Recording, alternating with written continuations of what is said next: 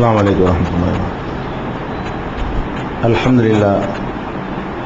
الحمد لله نحمده ونستعينه ونستغفره ونؤمن به ونتوكل عليه ونعوذ بالله من شرور أنفسنا ومن سيئات أعمالنا من يهده الله فلا مضل له ومن يضلله فلا هادي له وأشهد أن لا إله إلا الله وحده لا شريك له وأشهد أن محمدا عبده ورسوله. கண்ணியத்திற்குரிய எல்லாம் வல்ல அல்லாஹ் ஜல்ல ஷானஹு தஆலாவின் நல்லடியார்களே,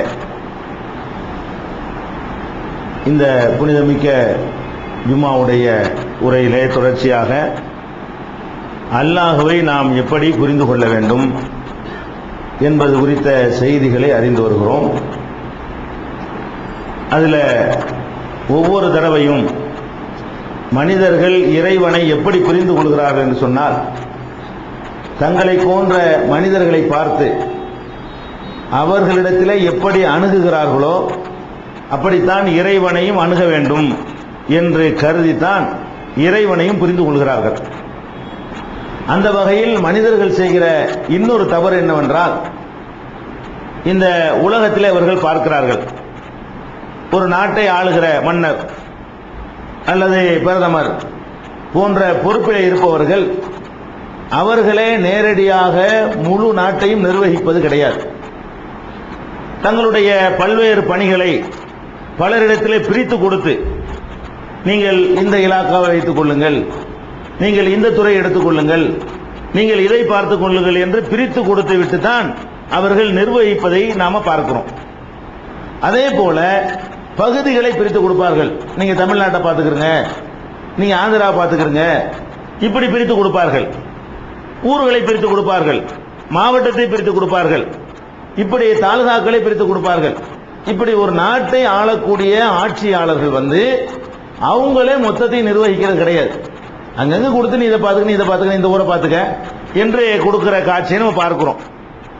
ஒரு நிறுவனத்தை நடத்தக்கூடியவர்கள் பெரிய நிறுவனமாக இருந்தால் அவரே எல்லாத்தையும் பார்க்க மாட்டார். ஒவ்வொரு வேலைக்கு ஒரு ஆளை போட்டு இந்த வேலையை நீம்பாரு, இந்த வேலையை நீம்பாரு, இது இந்த செக்ஷன் சொல்லி பிரித்து நடத்துற காட்சியை பார்க்கிறோம். அவருக்கு ஒரு 7-8 நிறுவனம் இருந்துச்சுன்னு சொன்னா 7-8 மேனேஜர்களை போட்டு இவர் உட்கார்ந்து பார்த்துட்டு இருப்பாரு. அப்ப அந்த காரியம் ஆகக்கூடியவர்கள் நேரடியா அந்த ஓனர் அணுக மாட்டாங்க, அந்த மேனேஜர் தான் போய் பார்ப்பாங்க. அவர் வழியாக தான் காரியங்களை முடிச்சுக் கொள்வார்கள். தங்கள் பக்கத்தில் உள்ள அதிகாரி, கிராம அதிகாரி அல்லது தாசில்தார் அல்லது கலெக்டர் இப்படித்தான் தங்களுடைய காரியங்களை அணுகுவார்களே தவிர நேரடியாக போய் ஆட்சியாளரை, தலைமை வகிக்கக்கூடிய ஆட்சியாளரை, பிரதமரை, மன்னரை அணுகிறது கிடையாது. இப்படி எல்லாத்திலையும் இப்படித்தான். அப்ப இதையெல்லாம் பார்க்கக்கூடிய மனிதர்கள் என்ன நினைக்கிறார்கள் கேட்டா, அல்லாஹ்வும் இப்படித்தான் நடப்பான் நினைச்சுக்கிறாங்க. அல்லாஹ்வை அணுகிறதா என்ன செய்யணும், இன்னென்ன வேலையை இவர் பார்த்துக்குவாரு. பேய் பிடிச்சிருச்சா நீங்க அவர்கிட்ட போங்க, வயிற்று வலிக்கு இவர்கிட்ட போங்க, வெளிநாடு போகணும்னு அவர்கிட்ட போங்க, இன்னென்ன மாதிரி ஒண்ணுக்கு குழந்தை வேணும்னு இங்கே போங்க அப்படின்னு சொல்லி ஒவ்வொருத்தருக்கும் மனிதர்கள், அது முஸ்லீம்களையும் அறியாமையில செய்யக்கூடியவர்கள் இருக்கிறார்கள். முஸ்லீம் அல்லாத சமுதாயத்திலையும் அப்படி டிபார்ட்மெண்ட் பிரிச்சு வச்சிருக்கிறாங்க. இவருக்கு இந்த டியூட்டி, இவர் அந்த டியூட்டியை பார்ப்பாரு. ஏன் இப்படி எல்லாம் அந்த மனிதர்களை பார்க்கிற மாதிரியே இறைவனையும் படைத்த இறைவனையும் கருதி கொண்டு இப்படி டிபார்ட்மெண்ட் பிரிக்கிற காட்சியை பார்க்கிறோம். பகுதிகளை பிரிக்கிறாங்க. இவர் இந்த ஊருக்கு கடவுள், இவர் நாகூருக்கு இவர் தான், இவர் ஏர்வாடிக்கு இவர் தான் அப்படின்னு சொல்லி ஊர் வாரியா இவர் இந்த ஊரை பார்த்துக்குவாரு. மொழி வாரியா இவர் இந்த மொழிக்கு உள்ள கடவுள் இவர் தான், அந்த மொழிக்கு உள்ள கடவுள் அவரு. இப்படி மொழி வாரியான மனுஷன் எப்படி மாவட்டம் எல்லாம் பிரிச்சு வச்சுக்கிறானோ அந்த மாதிரி அல்லாஹ்வுடைய செட்டப்ல என்ன பண்றாங்க, இவங்க இப்படி பிரித்து வைத்துக் கொண்டு அவங்கவுங்க கடவுள்கிட்ட நிறையெல்லாம் போக முடியாது. அவர் எங்கே இருக்கிறாரு, நம்ம அணுகுவதா இருந்தால் நமக்கு பக்கத்தில் யாராவது இருந்தால் தான் வசதியா இருக்கும் அப்படின்னு நினைத்து கொண்டு இவர்கள் கடவுள் விஷயத்திலையும் இறைவன் விஷயத்திலையும் எல்லா சமுதாயத்தில் உள்ளவர்களும் ஒரு தவறு செய்து கொண்டிருக்கிறார்கள். ஆனால் இறைவனை பொறுத்தவரைக்கும் இப்படி புரியுறது சரியானு கேட்ட சரியில்லை. ஏன் இந்த தப்பு செய்யறாங்கன்னு கேட்டா, ஒரு அடிப்படையான வேறுபாடு உங்களுக்கு விளங்கல. ஒரு நாட்டை ஆளுகிற மன்னர் ஏன் அப்படி அங்கங்க ஆளுகிற நியமிக்கிறாரு, அவருக்கு ஏலாதுங்கிற நியமிக்கிறார். விளங்கிற வேண்டிய அடிப்படை என்னன்னு கேட்டா, அவருக்கு டெல்லியில உட்கார்ந்து இருக்க முடியுமே தவிர டெல்லியில உட்கார்ந்து கொண்டு சென்னை அவருக்கு பார்க்க இயலாது. சென்னையை பார்த்துட்டு இருக்கும்போது கும்பகோணத்தை பார்க்க இயலாது. கும்பகோணத்தை பார்க்கும் பொழுது குக்கிராமத்தை அவருக்கு பார்க்க முடியாது. அவருக்கு பார்க்க இயலாது என்ற காரணத்தினால மனிதர்களை பொறுத்த வரைக்கும் அவங்களுடைய கேட்கிற சக்தி ஒரு எல்லைக்கு உட்பட்டது, அவங்களுடைய பார்க்கிற சக்தி ஒரு எல்லைக்கு உட்பட்டது, அவங்களுடைய உடல் வலிமை சிந்திக்கிற திறன் ஒரு எல்லைக்கு ஒரு லிமிட்டுக்கு உட்பட்டது. இப்படிங்கிற காரணத்தினாலதான் மனிதன் என்ன செய்யறான்னு கேட்டா தனக்கு முடியும் போது தானே பார்த்துக்கிறான், முடியலங்கும் போதுதான் நீங்க இதை பாருங்க, ஒரு கம்பெனி வச்சிருக்கும் போது அவன் தான் பார்த்துக்கிட்டு இருக்கான், ஒரு பெட்டிக்கடை வச்சிருக்கும் போது அவன் தான் உட்கார்ந்துகிட்டு இருப்பான். அது 4 பெட்டிக்கடையா போகும்போது தான் இன்னொரு 3 பேரை அவன் சேர்க்க வேண்டி வருது. அப்ப ஒரு மனிதன் தனக்கு இயலவில்லை என்ற காரணத்தினாலதான் இப்படி எல்லாம் செட்டப் பண்ணி நிர்வாகம் பண்றான். அப்ப அல்லாஹ்வை நம்ம எப்படி விளங்கணும்னு கேட்டா மனிதனுக்கு எப்படி இந்த பார்க்கிற சக்தி ஒரு அளவுக்கு இருக்கிறதோ நமக்கு எதை பார்க்க இயலும், இப்படி முன்னாடி இருக்கிறதா பார்க்க இயலும். நமக்கு பார்க்க நம்மளும் பார்க்கிறோம், எல்லாம் பார்க்கறான். நமக்கு எதை பார்க்க முடியும் என்று கேட்டால் நம்முடைய பார்வைக்கு எல்லை இருக்குது. என்ன எல்லை? வெளிச்சம் இருந்தா தான் முதல்ல பார்க்க முடியும். பக்கத்திலே ஒருத்தர் இருக்காரு, அமாவாசை இருட்டு, லைட்டே இல்ல, அவர் யாரும் பார்க்க இயலும், பார்க்க இயலாது. நம்ம கண்ணுக்கு பக்கத்தில் 4 அடி பக்கத்தில் இருந்தா கூட நம்ம பார்க்கறதா இருந்தா வெளிச்சம் வேணும், அப்பதான் பார்க்க முடியும். நம்ம எதை பார்க்கிறோமோ அதுக்கு நமக்கு மத்தியில தடுப்பு இருக்க கூடாது. இந்த செவத்துக்கு பக்கத்தில் ஒருத்தர் இருக்காரு, பார்க்க இயலாது. எவ்வளவு வெளிச்சத்தை போட்டாலும் செவத்துக்கு அங்கிட்டு உள்ளால பார்க்க இயலாது. அப்ப செவர் இருக்கக்கூடாது, ஒரு போர்டு இருக்கக்கூடாது, ஒரு திரை சிலை நம்மளை தடுக்க கூடாது. இப்படி எல்லாம் கண்டிஷனுக்கு உட்பட்டு நமக்கு பார்க்க முடியும். ஒரு அளவுக்கு தூரத்தில் இருந்தா தான் பார்க்க முடியும். ஓபன் பிளேஸ்ல வெட்ட வழியில் நின்றால் கூட 5 கிலோமீட்டருக்கு அப்பால் வர்ற ஒருத்தர் நமக்கு பார்க்க இயலுமாண்டா இயலாது. அப்ப நம்முடைய பார்வையை பொறுத்த வரைக்கும் நமக்கு என்ன இயலுது, இவ்வளவுதான் நம்முடைய சக்தி தான், இவ்வளவுதான் பார்க்க இயலும், இதை தாண்டி பார்க்க இயலாது. அப்ப நம்முடைய பார்க்கிற சக்தி இப்படி இருக்கிற மாதிரி அல்லாஹ்வுக்கு அப்படியா? எதனால இந்த குழப்பம் வருதுன்னு கேட்டா எப்படி பார்க்க இயலும்? அதனால அங்கங்க வச்சுக்கிறான். நாகூருக்கு எதுக்கு நாங்க போறோம், அங்க இருந்து எல்லாத்தையும் பார்க்க இயலுமா? அதனால அவன் நாகூர் டிபார்ட்மெண்ட் அவர்கிட்ட கொடுத்து விட்டான், அதனால நாங்க அவர்கிட்ட போய் கேட்கிறோம், அப்படி நினைக்கிறார்கள். அப்ப அல்லாஹ்வை பொறுத்த வரைக்கும் நம்ம எப்படி விளங்க வேண்டும் என்று சொன்னால் அல்லாஹ்வுடைய பார்வை சக்தி எப்படிப்பட்டது? ஒரு நேரத்தில் நமக்கு 2 கண்ணு இருக்குங்க, 2 கண்ணை கொண்டு 2 காட்சி பார்க்க இயலாம அல்லாஹ் நம்மளை அப்படி பழகணும், நம்மளை படைச்சிருக்கான். 2 கண்ணு, இந்த கண்ணை கொண்டு இங்க பாக்குறது, இந்த கண்ணை கொண்டு இவரை பார்க்க இயலுமா? 2 கண்ணும் சேர்ந்து ஒரு காட்சியை தான் பார்க்கறதே தவிர ஒரு கண்ணு ஒரு பக்கம் இன்னொரு கண்ணு இன்னொரு பக்கம் பார்க்கிற அளவு கூட நமக்கு வலிமை இல்லை. ஒரு டைரக்ஷன் பார்க்க முடியும், அவ்வளவுதான். முதுகுக்கு பின்னாடி நமக்கு பார்க்க இயலாது, ரொம்ப கிட்ட வந்தா கூட பார்க்க இயலாது, ஒரு குறிப்பிட்ட அளவு தூரத்தில் இருந்தா தான் பார்க்க இயலும். இந்த மாதிரி இறைவனுக்கு இருக்குமா? இருந்தா அவன் வேற ஆள்கிட்ட கொடுக்கத்தான் வேண்டி இருக்கிறது. அப்படி இறைவன் இல்ல, அவன் எல்லாத்தையும் பார்ப்பான், இருட்டுல பார்ப்பான், பகல்ல பார்ப்பான், கிட்டத்துல பார்ப்பான், தூரத்துல பார்ப்பான், ஒரு நேரத்தில் எல்லாத்தையும் பார்ப்பான். ஒரு டைரக்ஷன் தான் பார்க்க இயலும். உருண்டையா இருக்கு பூமி, உருண்டைய ஒரு பந்தா இருந்தா கூட கிட்டத்துல வச்சா கூட 50% தான் நீங்க பார்க்கலாம், அங்கிட்டு உள்ள பார்க்க இயலாது ஒரு உருண்டையா இருந்தா கூட. ஆனால் பூமி உருண்டையா இருந்தாலும் கூட அவன் மேலே பார்ப்பான், கீழே பார்ப்பான். ரப்புல் ஆலமீனை பொறுத்தவரை என்னது, பூமிக்கு மேல உள்ளதும் பார்ப்பான், மேல கீழே எது சுழல்கிற உருண்டைக்கு எது மேல எது கீழே, அது சுழல்கிற உருண்டையில ஒரு பகுதி உங்களுக்கு பார்க்க இயலும் மனிதனுக்கு. அல்லாஹ்வுக்கு அங்கிட்டு பார்க்க இயலும், இங்கிட்டு பார்க்க இயலும். இப்படிங்கிறத நம்ம விளங்கி கொண்டோமே ஆனால் அவன் யாருக்கும் எந்த இலாக்காவும் பிரித்து கொடுக்க, அவனே தான் எல்லாத்தையும் பார்க்கிறானே, அவனே எல்லாத்தையும் பார்க்கக்கூடிய நேரத்தில் அவனுக்கு இந்த மாதிரி பிரித்து கொடுக்க வேண்டிய எந்த ஒரு தேவையும் இல்லை. அவனையே நேரடியாக நம்ம அணுகிவிடலாம். இதை நம்ம விளங்கி கொள்ளணும். நம்ம கேட்கிறோம், அல்லாஹ்வும் கேட்கிறான், அது ஒரு முக்கியமானது தானே. கேட்கிறது ரொம்ப முக்கியமானது. கேட்டா தான் அந்த கோரிக்கையை நிறைவேற்றி தர முடியும். அப்ப நம்ம என்ன நினைக்கிறோம், இந்த பக்கத்தில் ஒரு கேட்டு வந்துடலாம், அவன்கிட்ட தூரத்தில் போய் எப்படி கேட்கறது, அப்படி நினைத்து கொண்டுதான் நம்ம அங்கங்க தர்காக்கள்ல போய் கேட்கிறோம், வேற வேற ஆட்கள்கிட்ட போய் மனிதர்கள்ட்ட போய் கேட்கிறோம். இதுக்கெல்லாம் காரணம் என்ன? அல்லாஹ் இப்படி உலகம் கேட்பான், லட்சக்கணக்கான பேர் கத்த போறோம், அதனால நம்ம இப்படி பிரிச்சுக்கிறோம் அப்படின்னு மனிதனுக்கு செட்டப் பண்ற மாதிரி பண்ணுகிறோம். மனிதனுடைய கேட்கிற சக்தியும் அல்லாஹ்வுடைய கேட்கிற சக்தியும் ஒன்னாண்டு கேட்டா இல்லங்கிறது விளங்குனது குழப்பம் வராது. என்ன இவங்க விளங்கி வச்சிருக்காங்க அல்லாஹ்வை, இறைவனை, கடவுளை என்ன நினைக்கிறாங்கன்னு கேட்டா அவன் நம்மள மாதிரி தான். நமக்கு எவ்வளவு ஆற்றல் பார்க்கிற சக்தி இருக்கு அவ்வளவு அவனுக்கும் பார்க்க இயலும், நமக்கு எவ்வளவு கேட்க முடியுமோ அவ்வளவு அவனுக்கு கேட்க இயலும்னு இவங்க நினைக்கிறாங்க. நமக்கு எவ்வளவு கேட்க இயலும், ஒரு குறிப்பிட்ட தொலைவுள்ள உள்ளதை கேட்க இயலும், ஒரு நேரத்தில் ஒருத்தர் பேசினாதான் கேட்க இயலும், அதாவது பிரித்தறிய இயலும். அவ்வளவு பேர் ஒன்னா கத்திரிட்டு வைங்க, ஒரு கதம்பமா ஒரு கூச்சல் விளங்குமே தவிர நீங்க என்ன கேட்டீங்கன்னு விளங்காது. எல்லாரும் ஆளுக்கு ஒரு கோரிக்கை கத்துறீங்க இந்த சபையில இருந்து கொண்டு. யார் நீ இன்னது கேட்ட, நீ இன்னது கேட்டன்னு எனக்கு சொல்ல இயலுமா? சொல்ல இயலாது. அப்ப நம்ம ஒரு நேரத்தில் ஒரு ஆள் கியூல தான் கேட்டாகணும். மனிதனுடைய கேட்கும் சக்தி எப்படி இருக்குன்னு கேட்டா ஒரு நேரத்தில் ஒன்னு தான் கேட்க இயலும், 2 கேட்க இயலாது. இந்த காதுல நீ சொல்லு, இந்த காதுல நீ சொல்லு, ஒன்னு கேட்டு பாருங்க, ரொம்ப கேட்க வேணாம். 2 காதுக்கு 2 கேட்டு பார்ப்போமே, 2 கேட்க இயலாது. 2 போன் ஒரே நேரத்தில் அட்டன் பண்ண இயலுமா? முதல்ல 2 போன் அடிக்குது, இது அட்டன் பண்ண அதை ஹோல்ட் பண்ணி தான் ஆகணும், அதான் ஹோல்டும் வச்சிருக்கான். அப்ப ஒரு போன்ல கூட ஒரு 2 போன் அட்டன் பண்ண நம்மளுடைய சக்தியை பார்த்தீங்களா? இதான் மனுஷன். இது பிரதமருக்கு இவ்வளவுதான், முதலமைச்சருக்கு இவ்வளவுதான், ராஜாதி ராஜாவா இருந்தாலும் இவ்வளவுதான் அவருடைய ஆற்றல். அல்லாஹ்வுடைய கேட்கும் சக்தி அப்படியா? உலகத்தில் உள்ள அத்தனை பேரும் அத்தனை தொலைவில் இருந்து கொண்டு எந்த பாஷையில கேட்டாலும், எந்த நேரத்தில் கேட்டாலும், எவ்வளவு சத்தத்தில் கேட்டாலும், எவ்வளவு குறைந்த சத்தத்தில் கேட்டாலும், லேசா கேட்டாலும், மனசுல நினைச்சாலும் எல்லாத்தையும் ஒரே நேரத்தில் அவன் கிரகித்து அறிந்து கொள்வான் என்று சொன்னால் அவன் என்னத்துக்கு இலாக்காவை பிரிச்சு கொடுக்க வேண்டும்? 7 ஆட்டி தானங்க பிரிச்சு கொடுப்பான். எனக்கு 7ம்னா நான் ஏன் கொடுக்குறேன்? அந்த இறைவனுக்கு நீ பேசுறது அவனுக்கு கேட்க 7ம்னு சொன்னா உன்னைய நிர்வகிக்க மேனேஜர் அவன் நியமிக்க போறான். உன்னை அவனே நேரடியா தனித்தனி நபரையும் அவன் பார்ப்பான் என்று சொன்னால் உன்னைய பார்ப்பதற்கு இதுக்கு ஒரு தனியாக உள்ள ஆளவன் நியமிக்க தேவை? அவனுக்கு தேவை கிடையாது. அப்ப நம்ம என்ன விளங்கிக் கொள்ள வேண்டும் என்றால் அல்லாஹ்வுடைய ஆற்றல், அல்லாஹு வாசிஉன், அல்லாஹ்வுடைய ஒரு பேர் என்னன்னு கேட்டா வாசிஉன். வாசிஉன் என்ன அர்த்தம்? எல்லாத்துலயும் விரிவு, பறந்துதான் நிற்பான். கொடுக்கிற சக்தி பறந்தது, பார்க்கிற சக்தி பறந்தது, கேட்கிற சக்தி பறந்து விரிந்தது. இப்படி எல்லாத்திலையுமே நமக்கு இருக்கிற மாதிரி அவனை நினைத்து விடக்கூடாது. இந்த மாதிரியான ஒரு அடிப்படையை நம்ம விளங்கி கொண்டோம்னு சொன்னா அல்லாஹ் இலாக்காக்களை பிரித்து கொடுத்திருக்கிறான் என்பது அடிபட்டு போயிடும். இது கொடுக்கிறான்னு வச்சுக்கிறங்க. இஸ்லாமிய அடிப்படையில் யோசிச்சு பாருங்க. இப்படி யாருக்காவது சில இலாக்காக்களை அல்லாஹ் பிரிச்சு கொடுக்கிறான் என்று சொன்னார், திருக்குறான்லையும் இஸ்லாமிய நம்பிக்கை பிரகாரமும் அவனுடைய படைப்புகள்ல 2 பேர் ரொம்ப உயர்ந்து நிற்கிறாங்க.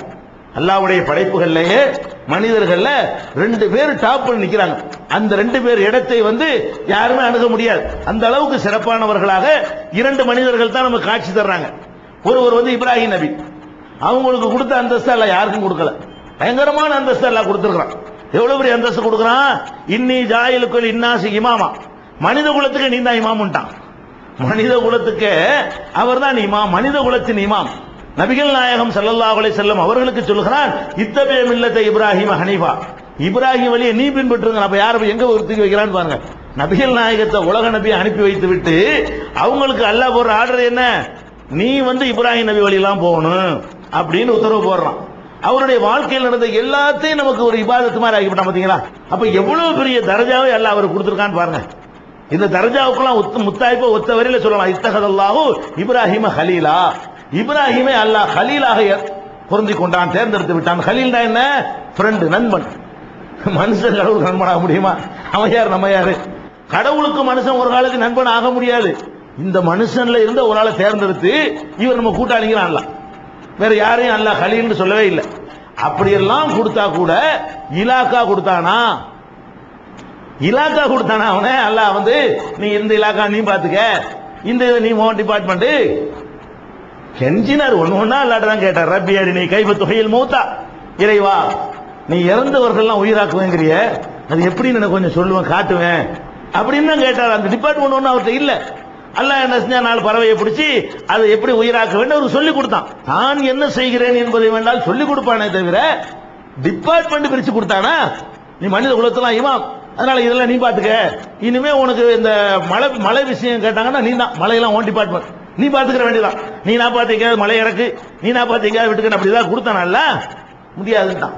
இந்த அந்தஸ்தை கொடுத்துட்டு பாருங்க, மறுமை நாள்ல நியாய தீர்ப்பு நாள்ல ஒரு காட்சி நடக்கும். நபிகள் நாயகம் ஸல்லல்லாஹு அலைஹி வஸல்லம் அவர்கள் அந்த காட்சியை நமக்கு சொல்லி தர்றாங்க. எப்படி தர்றாங்க? மஹ்ஷர் எல்லாம் நிற்கும் பொழுது இப்ராஹிம் நபி தகப்பனார் நிற்பார், இப்ராஹிம் நபி நிற்பாங்க, இப்ராஹிம் நபி தகப்பனார் எல்லாம் நிற்பாங்க அந்த மஹ்ஷர்ல. அப்ப இப்ராஹிம் நபி தகப்பனாரை பார்த்து என்ன செய்வாங்க? அவர் இந்த பக்கம் நிற்பார், இடது பக்கமா நிற்பார். இடது பக்கம் நின்றாலே விளங்கி போயிரு, போற இடம் என்னன்னு தெரிஞ்சு போயிடும். வலது பக்கம் நிப்பாட்டப்பட்டவர்கள் சொர்க்கத்துக்கு போயிருவாங்க. அஸ்ஹாபுல் மஷாமா அவங்க இடதுபுற வாசிகளா இருப்பாங்களா, அவர் தெரிஞ்சு போயிடும். வாப்பா போற இடம் நரகம் தான், அத்தா நரகத்தை தூக்கி போட போனான்னு தெரிஞ்சு போயிடும். அப்ப அல்லாட்ட கேட்பாரு, யா அல்லாஹ் என்னை இந்த நியாய தீர்ப்பு நாள்ல கேவலப்படுத்தாத நான் ஒரு பிரார்த்தனை பண்ணனே, வலா துகுசினி யௌம யுபோஸ்னு கேட்பார். அது குர்ஆன்ல கூட இந்த துஆ இருக்குது. இறைவா எழுப்பக்கூடிய நாள்ல என்னை கேவலப்படுத்திராத, எனக்கு ஒரு இழிவை ஏற்படுத்திராத அல்லாஹ்னு அவர் கேட்டார். அல்லாஹ் அதை ஏத்துக்கிட்டான். அப்ப அவர் கேட்பாரு, யா அல்லாஹ், அல்லாஹ்வே இந்த மாதிரி எங்க வாப்பா இருக்காரு, அவரை தூக்கி நரகத்துல போடுறதை விட எனக்கு வேற என்ன இழிவு இருக்குது? என்னை இழிவுபடுத்த மாட்டேன்னு சொன்னீங்க, இந்த நாளில் இழிவுபடுத்த மாட்டேன்னு சொன்னீங்க, அவரை கொண்டு அந்த லிஸ்ட்ல வச்சுப்பிட்டியா அல்லாஹ் அப்படின்னு சொல்லி அல்லாஹ்ட்ட ஒரு முறையிடுவார். அல்லாஹ் என்ன பண்ணுவான் தெரியுமா? மலக்குகளை கூப்பிட்டு அந்த ஆளை கழுதை புலியாக, யார அந்த இப்ராஹிம் நபியுடைய தகப்பனார கழுதை புலியாக அந்த வடிவமா ஆக்கி தூக்கி நரகத்துல போடுங்க, இவர் பார்க்க வேணாத, மனுஷ தோட்டத்துக்கு எரிஞ்சிடாதியா, அந்த கருணை காட்டல, இவ்வளவுதான் காட்டுறாங்களா? பாப்பாங்கிற அந்த கோலத்தை பார்த்தா நீ கவலைப்படுற, அவருக்கு நரகம் தான். உனக்காக நான் என்ன செய்ய முடியும்னு கேட்டா அவர் கழுதை புலி வடிவமாக்கி தூக்கி நரகத்துக்கு எரிங்க, இவருக்கெல்லாம் ரெக்கமெண்ட் பண்ணாதான். அவ பெத்த தகப்பனுக்கு ஒன்னும் செய்ய முடியல என்று சொன்னா என்ன அதிகாரத்தை யாருக்கெல்லாம் கொடுத்திருப்பான்? ஒரு மனுஷன் வந்து அடுத்தடுத்த ஆட்களுக்கு உதவி செய்து கொடுப்பதை விட யாருக்கு செய்து கொடுக்க விரும்புவான்? தன்னுடைய தகப்பனுக்கு செய்து கொடுக்க தானே விரும்புவான். உங்களுக்கு தர்றது, உங்களுக்கு பிள்ளையை தர்றது, உங்களுக்கு ரிஸ்க் தர்றது தூக்கி போடுங்க. அவருடைய தகப்பனுக்கு செய்து கொடுப்பது தானே அவருக்குரிய முதல் அதிகாரமா இருக்க வேண்டும். அவருக்கு என்ன கதி ஏற்படுது? இவ்வளவுலாம் நண்பர்னு சொல்லிட்டு, உற்ற நண்பர்னு சொல்லிட்டு அதிகாரம் பேச, அதிகாரம் கிடையாது. நண்பர்னா என்ன? சொல்லு கேட்டு ஒழுங்கா நடக்கிறனால உன்னை விரும்புறேன், அவ்வளவுதானே தவிர டிபார்ட்மெண்ட்ல கையை வச்சிடக்கூடாதுன்னு தான்லாம். இதுதான் மேட்ரு. இது நபிகள் நாயகத்துக்கு. அடுத்து நம்ம சிறந்த இறை தூதர் நம்ம பார்ப்பதாக இருந்தால் உலக நபி, உலகத்துக்கெல்லாம் நபிங்கிற அந்தஸ்து எல்லாம் கொடுத்தான். கடைசி நபின்னு ஆக்கிவிட்டான். பல 14 நூற்றாண்டு எவரும் வராமலேயே இந்த சீர்திருத்த கருத்துக்கள் போய்கிட்டு யாருக்கும் இப்படி கிடைக்கல. அவர் போன அழிஞ்சு போயிடும். ஒரு நபி வந்தாருன்னு சொன்னா அவர் மூத்தா போன அவரை கடவுளாக்கி விடுவாங்க. இவர் ஆக்க முடியல. எப்படிப்பட்ட சிறப்புன்னு பாருங்களேன். அவங்க இன்னைக்கு இருந்தால் என்ன சொல்லுவார்களோ அதை சொல்லக்கூடிய கூட்டம் கியாமத் நாள் வரைக்கும் இருந்துட்டு இருக்கு. 14 நூற்றாண்டா இருக்கு, இனியும் இருக்கும். இஸ்லாத்தை தூய வடிவில் சொல்லக்கூடிய கூட்டம் அவருடைய போதனை கியாமத் நாள் வரைக்கும் பாதுகாக்கப்படுதுங்கிறதெல்லாம் சிறப்பு. அதே மாதிரி மகாம மஹமூதா என்ற சிறப்பை எல்லாம் கொடுக்க போறான். அசா எபாச கரப்புக்கு மகாமன் மஹமூதா, புகழத்தக்க ஒரு இடத்துல தான் உன்னை நான் எழுப்புவேன், சாதாரணமாக்க மாட்டேன். ஷஃபாத்துல் குப்ரா என்று அந்த அனைவருக்காகவும் பரிந்துரை கேட்கக்கூடிய ஒரு பாக்கியத்தை அல்லாஹ் கொடுக்க போறான். இதெல்லாம் ரசூல் ஸல்லல்லாஹு அலைஹி வஸல்லம் அவர்களுக்கு அல்லாஹ் கொடுத்திருக்கக்கூடிய கண்ணியம். அவங்களுக்கு அதிகாரத்தை கொடுத்தானா? அவர்களுடைய வரலாற்று நடந்த ஒரு சம்பவத்தை பாருங்க, உங்களுக்கு தெரியும். உஹது போர்ல அவர்கள் வந்து காயப்படுத்தப்பட்டார்கள்.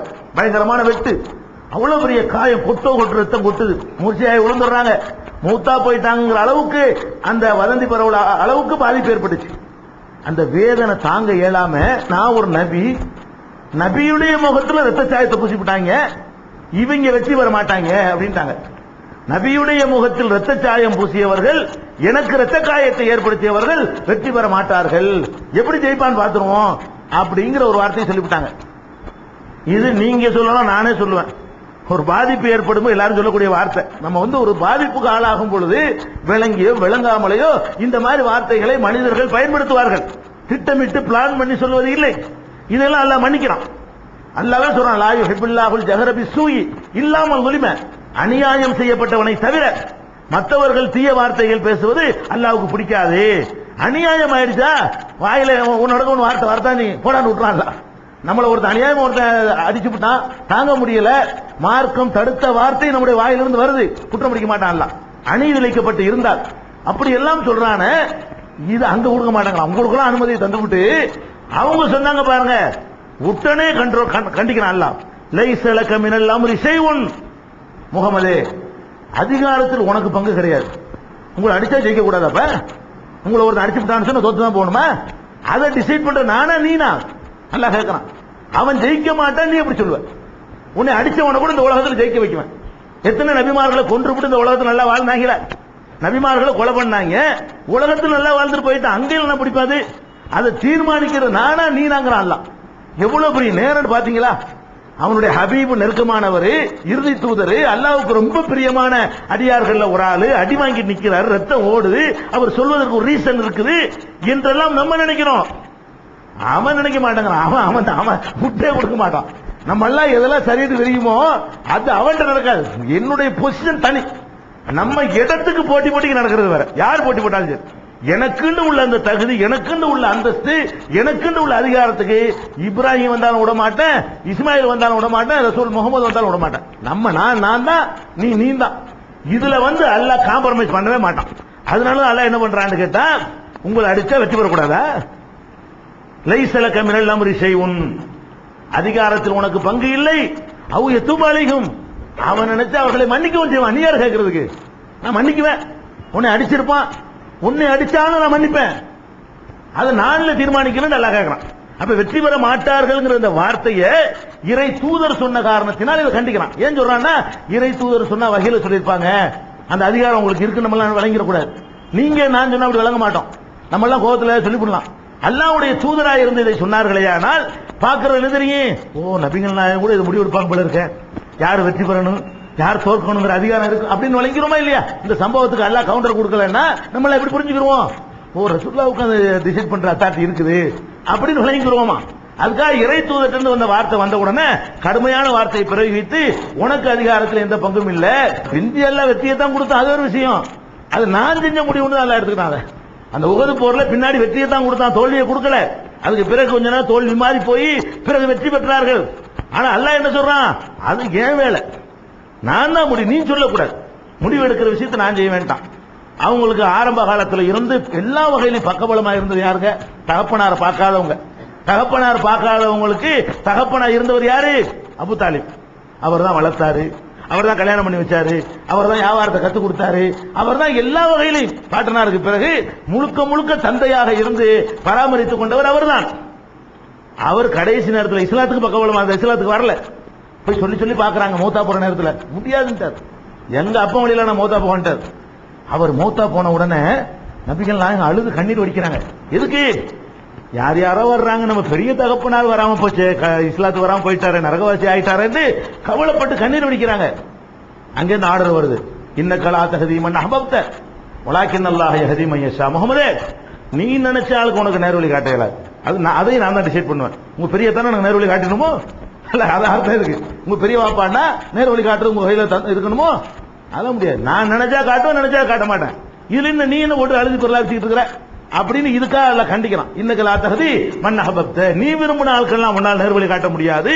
இப்ப நம்ம என்ன விளங்கிக்கணும்னு கேட்டா, இந்த உலக செட்டப் மாதிரி எல்லாம் நிர்வாகம் பண்ண மாட்டான். எவ்வளவு முகபத்தான ஆளா இருந்தாலும் சரி, எவ்வளவு வேண்டப்பட்டவர் நினைச்சாலும் சரி, எவ்வளவு அல்லாஹ்வுக்கு அர்ப்பணித்துக் கொண்டாலும் சரி, அவனுடைய டிபார்ட்மெண்ட் அவன்கிட்ட தான் இருக்கும் கடைசி வரைக்கும். எல்லா இலாக்காக்களும் அவன்கிட்ட தான் இருக்கும், எல்லா பகுதிகளும் அவன்கிட்ட தான் இருக்கும். ஒரு துரும்பை கூட நீ பார்த்துக்க என்று அல்லாஹ் விட்டுக் கொடுக்க மாட்டான். அவன் கையில் தான் அனைத்தும் இருக்கும் என்பது அல்லாஹ்வை புரிந்து கொள்ள வேண்டிய முக்கியமான விஷயம். இதை புரிந்து நடக்கக்கூடியவர்களாக அல்லாஹ் நம் அனைவரையும் ஆக்கி அருள்வானாக.